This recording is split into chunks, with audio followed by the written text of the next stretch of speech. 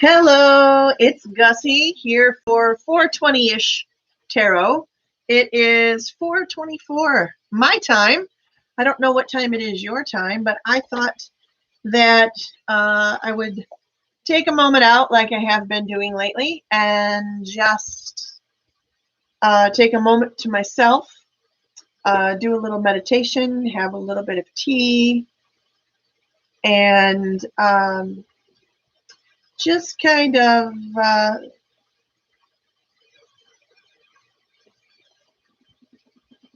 take time to look at how my day has gone so far. Take time to kind of put things in place and kind of reset for the rest of the evening. That's what this time for me is. I know it's much later for some of you than 4:20, but that's okay. I know sometimes people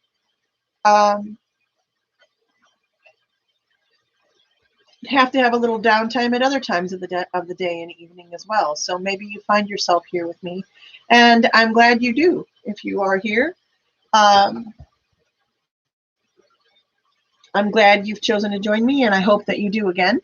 I hope that whatever words that I speak are words that are received clearly and with compassion, with understanding, that all of us that gather here are connected to our divine spirit, our God Goddess energy, that we are open to information that we've gleaned in our own past lives, that come forward now. I feel the call and the presence of ancestors with us, their presence here now, and also any beings, energies, or otherwise that are here for our utmost and highest good. May they remain here in this time, in this space.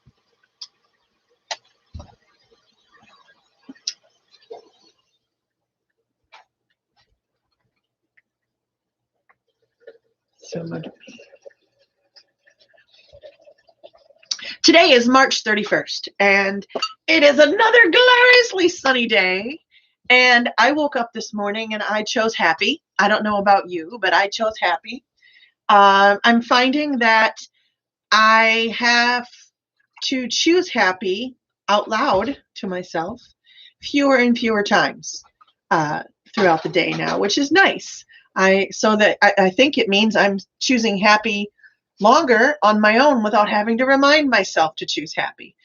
I know that might sound ludicrous to you, and maybe it does, but to me, words have power. And I was finding myself in the doldrums, so deep down in the doldrums, that I decided one day the only real way that I could change this is if I changed the equation altogether. And the only thing I could really change was my approach to my day. So I decided to start choosing happy. And it has done, I won't say like significant improvement yet, because I'm only about 2 weeks into my little experiment here, but maybe 2.5. But it has been long enough that I have noticed I feel a little bit better without really changing much, other than just reminding myself that I choose happy. I'm not going to say there aren't dark moments, because there are dark moments. I go through these up and down moments like everyone else. And sometimes I think as empaths, we feel it a little more compounded than most people because we are already in touch with this universal energy flow. We're kind of like already used to feeling other people's energies and kind of responding accordingly. And empaths tend to, if not careful, empaths tend to absorb a lot of energy from around others. And also, more specifically, significant others or people in our family that we live with. It's very easy when someone in your close vicinity like that is upset by something. It's very easy to become equally upset without even realizing it, because you're absorbing that person's energy. You're trying to help, but you are also, you know, it's difficult to sometimes keep those things separated. And it's possible, but it can be difficult. Why am I talking about that? I don't know. I haven't even picked a tarot card yet for today. I will have to tell you, though, if I pick this one card again, I have selected the Lover's card. The last three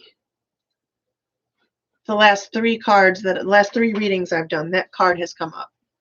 So I probably just jinxed it completely, because usually I don't tell you the card. But I have a feeling it won't pop up this time. But if it does, I might have to pay some close attention to that. That's a funny one. If you don't follow me a lot, I'll give you just a tiny backstory. I am an intuitive card reader. I prefer one deck that I have typically used through the last few years that really responds well with me. I tend to do some things like I shuffle my cards 7 times, or try to. I always do readings. I'm just double checking. I almost always do readings after I brush my teeth. It's really important. It's important to me. I don't know why. I have these little rituals that I go through. And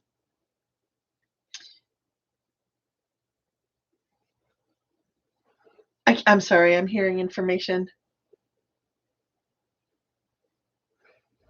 And so if that card pops up again, I'll have to pay attention, because it must be indicating something. If a card falls out of the deck kind of on its own, or if it repeats itself a lot, like this Lover's card has, that tends to make me raise an eyebrow, as it should you if you're also a tarot card reader. So let me just say that I feel a lot of good energy buzzing around me today, and I hope you do too. It feels like not only are we coming, we've come out of hibernation, but we're also coming into a time where we are feeling a bit more freedom from this dreaded COVID-19 coronavirus. At least there's some hope on the horizon. At least we're not just blindly hiding in our homes, and I mean hiding lovingly. We were told to, and we did as we were told, and so that's what it was. But I know that a lot of us are feeling much better, that there is some action being taken, and that's where we are. So glad to be a part of it. It was funny. I was watching, no, not funny, ironic. I was watching some show with Grimm, some documentary about the Black Plague. And the documentary, don't quote me on this because I have a terrible memory for like actual facts like this, but it was something like by the end of the 3 years in the 1300s, when the Black Plague hit the hardest, it was like this. I know it was a much longer time span than that, but there were this one significant time that were like 3 years. At the end of that time, there were only about, and I thought I heard this, I should go try to find it again. I thought he said there were about 200,000 people left in Europe.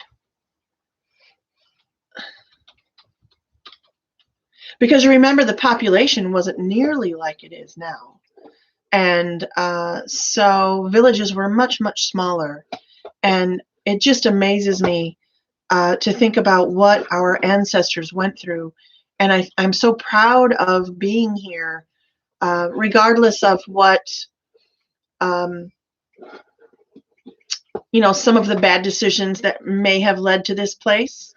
I'm also proud of all the good ones, and the strength of our ancestors. If you're here now, you come from good stock, and I don't know. I love to honor them. Why I'm talking about that, I don't know either. I'm just kind of going with what Spirit says. But here's our card for the day. Oh, this one wants to be pulled. It's not the Lover's card. Oh, good, Graham. We don't have to look into that one. Graham, I made a joke about the Lover's card. Oh, I better type, haha. Yeah. I love you. Anyways, the Four of Wands. Let's see. I'm not actually surprised to see this card either. It's been popping up quite a bit. This one has to do with seeking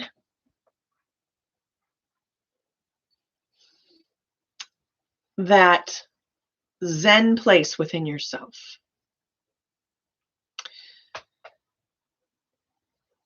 And you know, I find that it kind of ties back into that I choose happy statement that I shared with you earlier. Because at night when I wind down for bed, you know, Grim and I, and Mist, she has her thing that she does, and Grim and I have our little routines before bed, and I get in bed, and frequently I'll take a few moments. Sometimes it's 5 minutes, sometimes it's 20 minutes, and I drift off to sleep. Sometimes it's 1 minute, and Grim and I start watching something on Netflix. But I try to do some meditation to just reconnect, kind of like I do here at 420. I try to do that before I close my eyes for the night. And I find myself remembering that my ancestors are the reason I'm here, and that they have knowledge also to share and impart. And indeed, from where they are, they can see the bigger picture of my story unfolding as we speak. And so I honor and welcome them just like I am now with you here in this time and space. But also this Four of Wands card, it's about allowing yourself in that liminal space when you go to sleep at night. Some people call it the astral plane. When you're in that space, allowing the healing that needs to occur, allowing the unnecessary energy to unwind from your day. Because a lot of times, even though Grim and I will do our unwinding, we do this unwinding nightly ritual, sometimes that it takes the full cycle of the rest of the evening and into the morning to kind of let that energy dissipate and go away. It's not like it, boom, like it does in Hollywood. It takes some time for it to unwind and unweave. But through the course of the evening, that allows more energy in. And when you are asleep, your body does so much deep healing. It does, it re-energizes itself. And I do personally believe that our souls go on journeys. I fully believe that.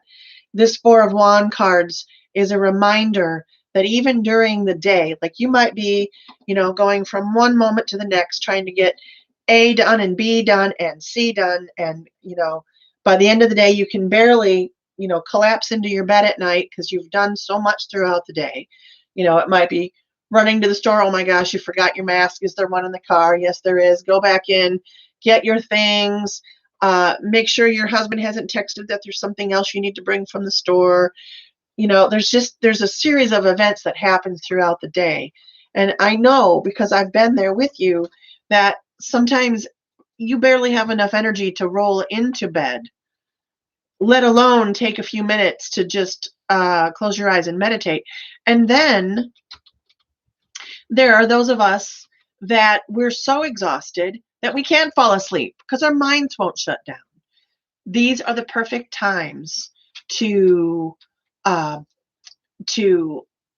ask for help from the universe, to just say, I connect with my divine spiritual connection to the Mother, Father, God, Goddess energy. I am at peace with myself.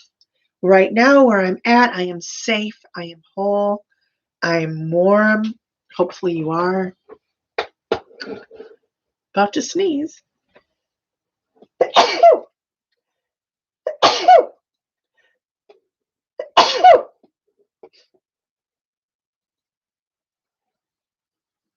Well, that hasn't happened in a while. Bless thee and welcome.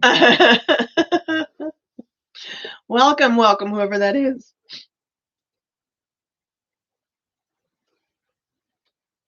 I'm sorry I have to re-explain this every time, but I know not everybody knows that. Okay, I'll get on with it. I will sometimes have, I start to sneeze when I channel. I'm assuming my third eye is doing its thing. Excuse me. I don't mean to be impolite. You're too gussy for that. I don't mean to be impolite. But typically when I sneeze 3 times, it's come to mean to those of us that are around the Covenstead that there's typically an ancestor around or ancestors. And if I don't acknowledge them, and I have been, so I'm wondering who this is, sometimes I'll continue to sneeze. So, but I am talking about the ancestors. So let's just see. Maybe I'm not getting to the point quickly enough. I sometimes have a habit of doing that too. So let me just see.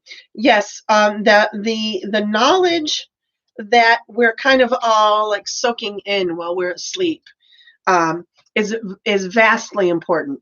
You are starting to remember things that you haven't remembered in years and years and years.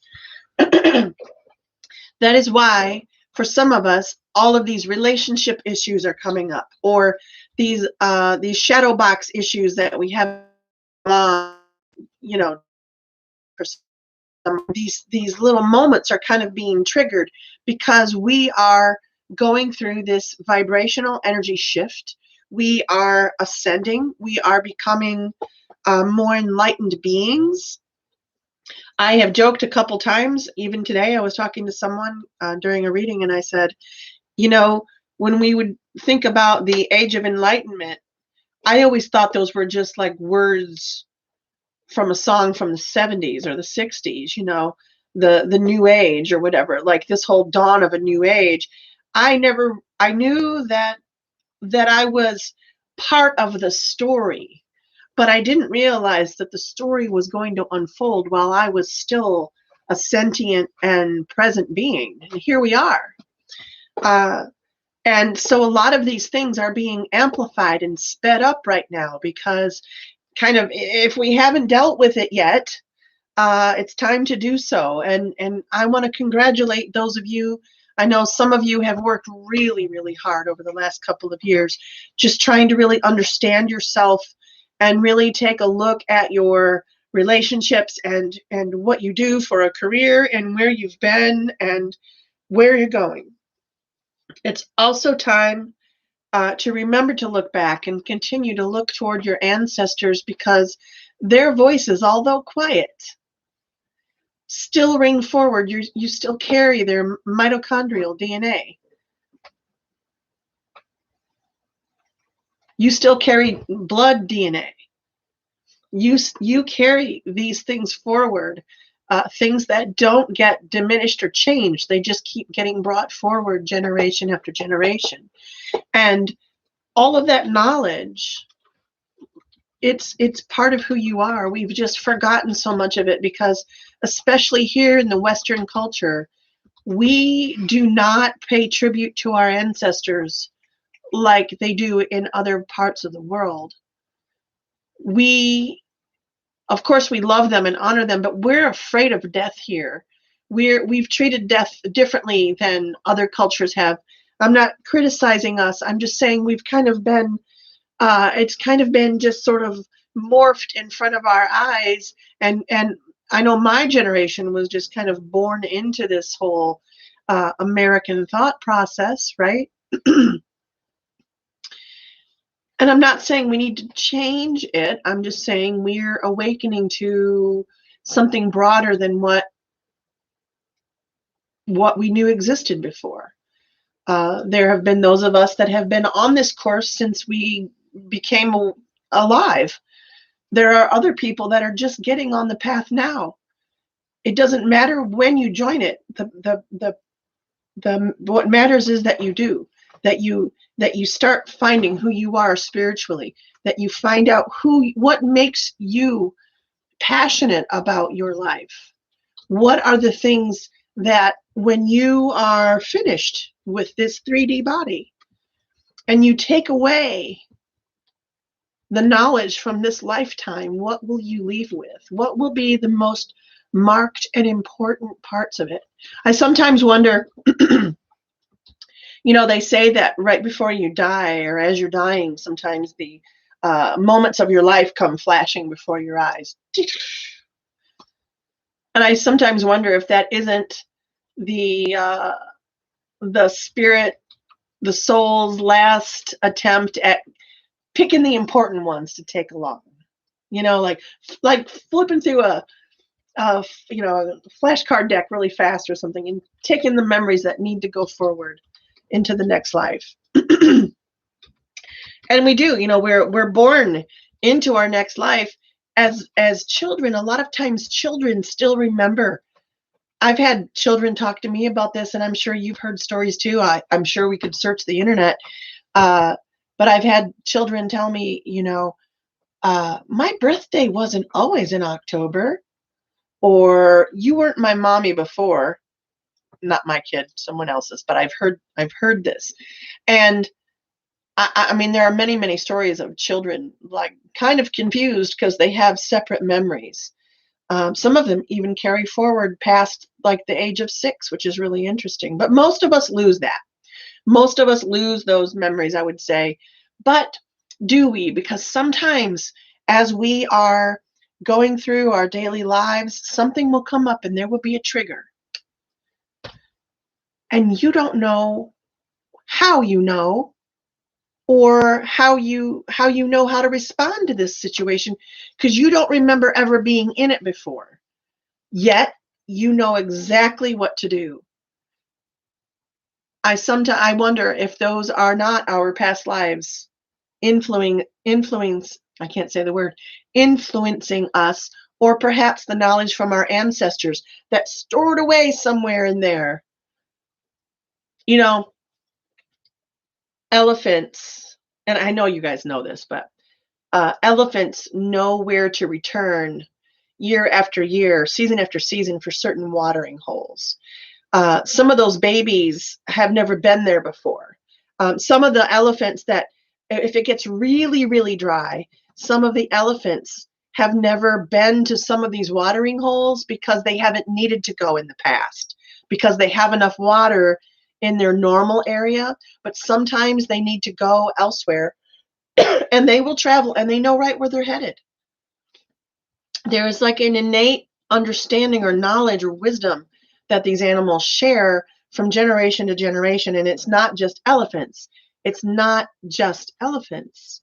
It's us too. And so we have this knowledge that we bring forward. Allow yourself at the end of your day.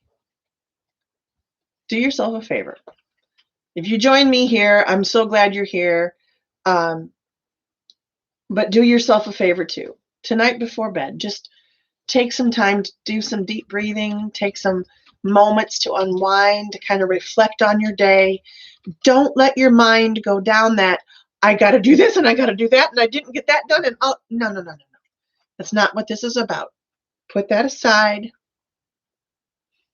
and just tell yourself it's time to unwind. I need to let go of the things that no longer serve me.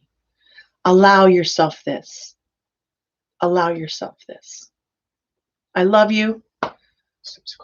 Subscribe. Like. Share. Thanks, Grim.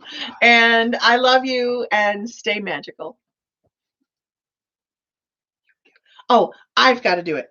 Oh, but my tarot cards are bye guys.